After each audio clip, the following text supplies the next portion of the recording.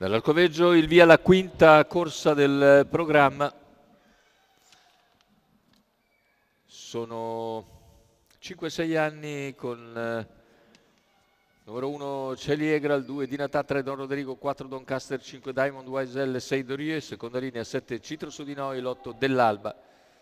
Macchina che accelera con tentativo di Don Rodrigo di assumere il comando, l'errore di Doncaster, si accoda subito in seconda posizione Dorie, che era l'avversario principale, e quindi i primi più attesi subito nelle prime due posizioni, Don Rodrigo, Dorie.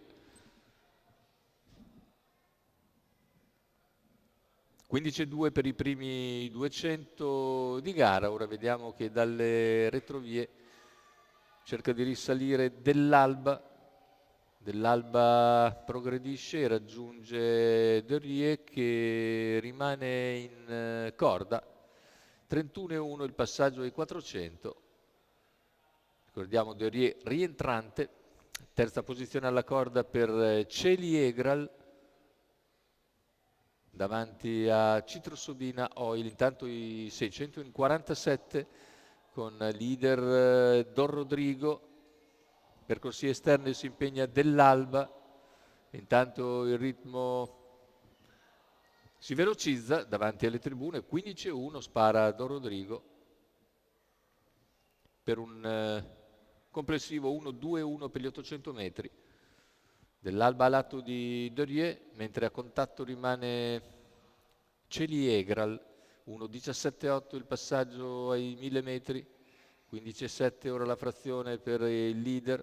Dell'Alba coraggiosamente al sediolo del battistrada. Dorie rimane lì in posizione di attesa a 400 dalla conclusione, con un parziale nuovamente svelto in 14,7.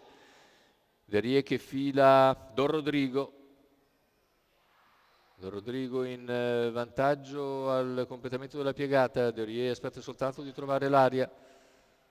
Completamento della curva, ingresso in retta d'arrivo. Don Rodrigo deve essere sostenuto. Dorie sposta, Don Rodrigo in vantaggio che è incolmabile. Vince facile Don Rodrigo, secondo posto per Dorie, mentre per il terzo finiscono in linea all'esterno Dell'Alba, all'interno Celiegral. 1,15,7, 29,2 a chiudere, però si è conservato Enrico Cuglini, che raddoppia il successo ottenuto in precedenza con Cleopatra Marc e conferma che oggi davanti si vince. 5 corse su 5 per i battistrada.